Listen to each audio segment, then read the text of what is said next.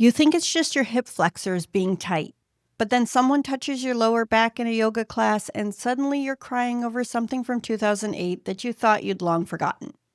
If you've ever wondered why your body seems to be keeping score of every slight stress and shutdown you've ever experienced, why certain touch brings up emotions you thought you'd processed years ago, but fascia isn't just a passive wrapping. It's alive, it responds, it adapts. And most importantly for our conversation today, it remembers. Unlike muscles that contract and then relax, fascia is like your body's overworked intern, taking notes on everything, storing all the receipts, and crying in the supply closet when no one's looking. It's doing the best it can with limited resources and no supervision. I'm talking about what I call microtraumas, the daily experiences of having to mask your neurodivergence to survive, the chronic invalidation of your reality. Your hip flexors aren't just tight because you sit too much. They might be tight because they're holding the grief. It's not just a random pain flare. It's your fascia saying, hey, remember this feeling? Remember when we had to brace like this to survive? I thought I'd processed that breakup.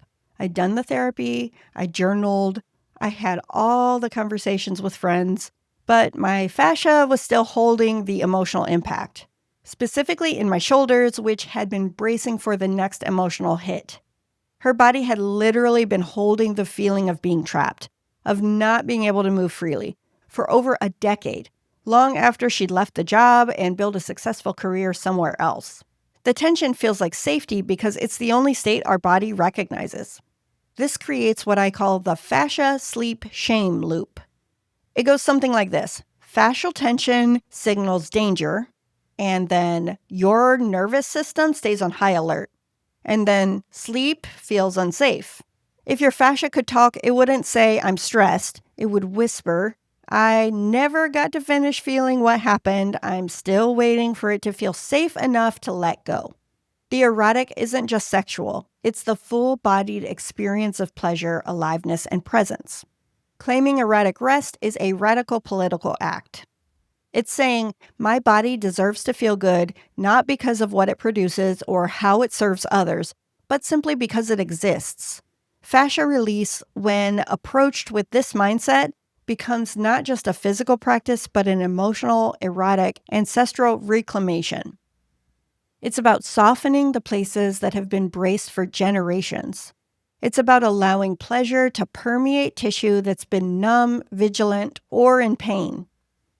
Erotic rest is the kind of pleasure that doesn't demand performance or climax, just presence.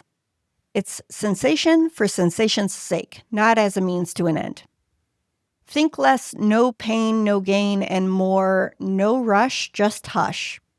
Your fascia has been waiting years to release, and it can wait another 30 seconds while you breathe.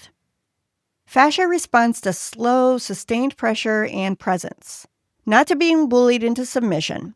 It's like that friend who only shares their deepest secrets. Where do you feel grief in your body? Where does anxiety show up? Where might joy be hiding?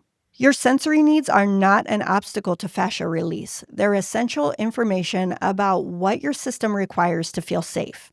Your body isn't loud because it's broken. It's loud because it was silenced for too long.